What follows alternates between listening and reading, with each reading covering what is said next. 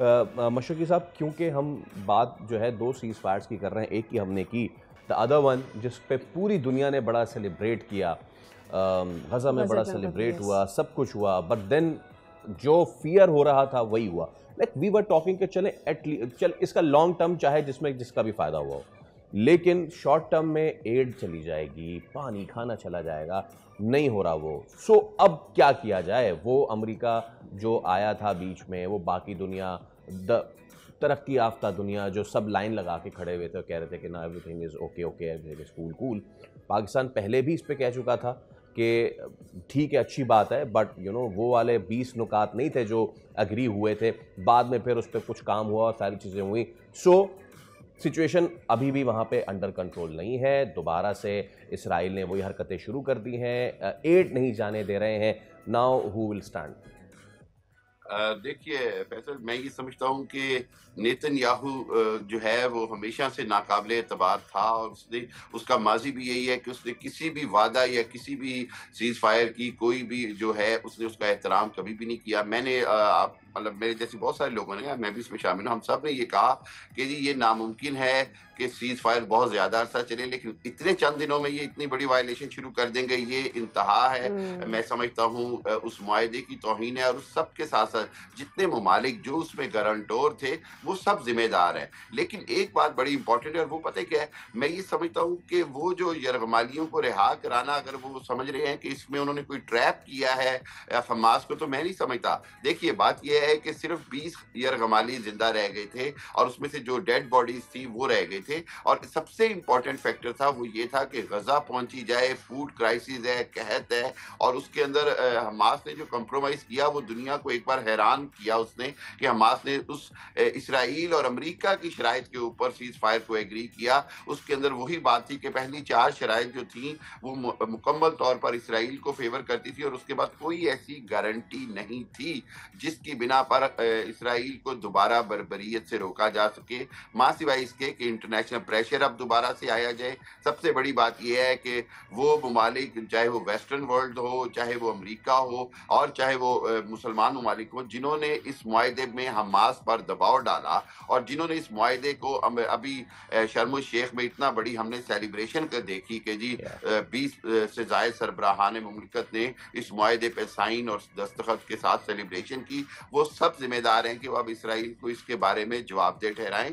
और अब फिर वही बात है कि अब क्या इसराइल पर इकोनॉमिकल पाबंदियां नहीं लगनी चाहिए? लगनी चाहिए। इसराइल की फिजाई हदूद को बंद करने की बात करिए, यानी अब वो अमली इकदाम करने की जरूरत है जो कि किसी भी वायलेटर को सजा के तौर पर या उसके ऊपर दबाव डालने के तौर पर इस्तेमाल किए जाते हैं। उसके अंदर उसका बाइकाट, उसका सफारती बाइकाट, उसकी फिजाई हदूद की पाबंदी, और सबसे बढ़कर ये कि उसके ऊपर सैंक्शंस की बात की जाए। और हम सब जानते हैं कि नेतन्याहू ने 12 या उसकी जो काबीना है उसने बिल्कुल इसी तरह अपनी ये जो सारा प्लान मंजूर किया, उसके अंदर उनका मकसद सिर्फ यही था कि जी बस यरगमाली रिहा हो जाए, और उसके बाद हम अपनी बर्बरियत, अपनी सफाकियत दोबारा जारी रखेंगे।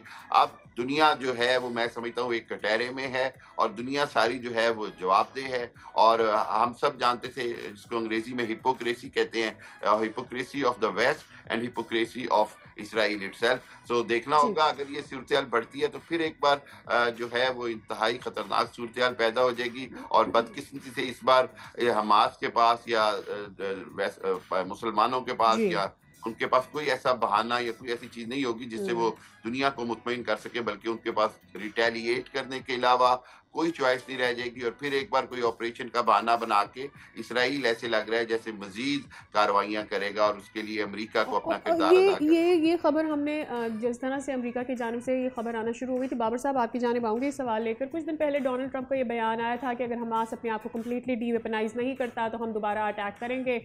और ये चीज़ें आ रही थी, और जब ये माहौल बनाने की कोशिश की जा रही थी उसी वक्त ऐसा लग रहा था कि ये जंगबंदी ज़्यादा देर नहीं रह सकती है। कल परसों के ये बयान है। कल रात का मैं बेन गुएर का, जो उनके नेशनल सिक्योरिटी मिनिस्टर हैं, उनका बयान देख रही थी, तो उन्होंने ये कहा कि हमारे हॉस्टेजेस वापस आ चुके हैं, तो अब दोबारा बमबारी गज़ा को हम एक दफ़ा फिर से दोज़ख बना देंगे, हेल बना देंगे, उनके वर्ड्स ये थे। हम ये पहले से ही एक्सपेक्ट कर रहे थे। क्या अब वो डोनाल्ड ट्रंप जो ये कह रहे थे कि मैंने 8वीं जंग रुकवाई है, somebody is going to shake him up, कि क्या ये अब स्ट्रिप ऑफ कर दें आपकी आखिरी जंग जो आपने रुकवाई थी उसको, जो आप जिसका क्रेडिट ले रहे थे? बात यह है जी कि जो इसराइल और फ़लस्तीन का जो मुआहिदा है, ये जंग बंदी है, जब शुरू से बहुत फ्रेजाइल है। फ्रेजाइल होने की रीज़न्स हैं, इसराइल की जो हिकमत अमली है वहाँ पर नेतन्याहू की सूरत में जो एक ग्रुप, एक्सट्रीमिज्म का ग्रुप वहाँ पर बरसर इक़्तिदार है, उनकी अपनी एक हिस्ट्री है, उनकी अपनी एक सोच है। वो दिलों से तो नफरत ख़त्म आप नहीं कर सकते। ये जो जंगबंदी है कुछ मजबूरी बन गई क्योंकि इंटरनेशनल प्रेशर इतना था, और हिपोक्रेसी और तमाम चीज़ों के बावजूद आप दुनिया में रहते हैं, आपने लोगों को दिखाने के लिए चाहे झूठा सा फेस हो आपने बनाना पड़ता है। मगर ये इतना आसान भी इसलिए नहीं होगा कि देखें तो जितने ममालिक वहाँ पर जो शर्म उल शेख में जमा थे, जिनकी मौजूदगी में इस माहदे पर साइन हुए, और अमेरिकी सदर ने जिस तरीके से बीच में बुलंदोबाग बातें भी की, मेरा नहीं ख्याल कि अभी उनके लिए कोई इतनी कंफर्टेबल पोजीशन होगी। जितना चाहे मर्जी वो इसराइल को सपोर्ट करे, वो करते चले आए हैं।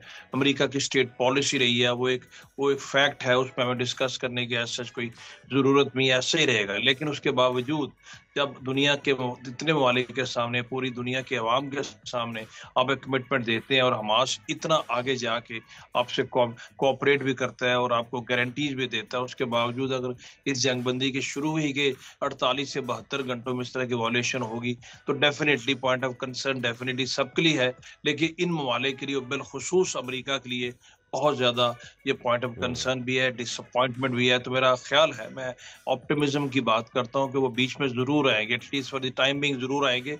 ये कहना इतना आसान नहीं होता कि हमारे यरगमाली रहा हो गए हैं तो दोबारा हम उसको जहन्नम बना देंगे। फिर दुनिया भी देखेगी, और जिस तरीके से फ़लस्तीनियों ने पिछले 2 साल में जिस रिजॉल्व का मुजाहरा किया, 70,000 लोग शहीद हो गए, फिर भी अपना वतन छोड़ने को तैयार नहीं। एक चीज़ तो वाज़ेह है कि ताकत के इस्तेमाल के साथ अब कौमों को या नेशंस को, जनरेशंस को ख़त्म नहीं कर सकते, उनका जो जज्बा है रिजॉल्व उसको ख़त्म नहीं कर सकते, लेकिन दुनिया को इस तरफ देखना होगा। अभी भी उम्मीद की जानी चाहिए, क्योंकि ये बहुत फ्रेजाइल किस्म का सीज फायर था। इसमें इस तरह की वॉयलेशंस की शुरू से उम्मीद तो रखी जा रही थी, बट इतने बड़े पैमाने पे वॉयलेशन, इस तरह ब्लेटेंट वॉयलेशन, इतनी जल्दी वॉयलेशन है इसराइल की तरफ से, डेफिनेटली इसकी उम्मीद मुझ समेत कम से कम बहुत से लोगों को नहीं थी। we were all keeping our finger crossed। वो तो उसके ही रीजन है जो भी हम डिस्कस भी कर रहे हैं। उम्मीद की जानी चाहिए कि ये अमेरिका समेत दूसरे मगरबी ममालिक और इस्लामी ममालिक जो जितने भी शर्म शेख फायदे के मौजूद थे वो डेफिनेटली आगे आएंगे, बात करेंगे। उम्मीद पे तो दुनिया कायम है बाबर साहब, बट नहीं थी जो फ्रैंकली स्पीकिंग नेतन्याहू और बेन गवेर जैसे लोग वहाँ पर हैं, नहीं थी इतनी उम्मीद। Thank you so much. Subscribe करें और बेल दबाएं ताकि कोई खबर रह न जाए।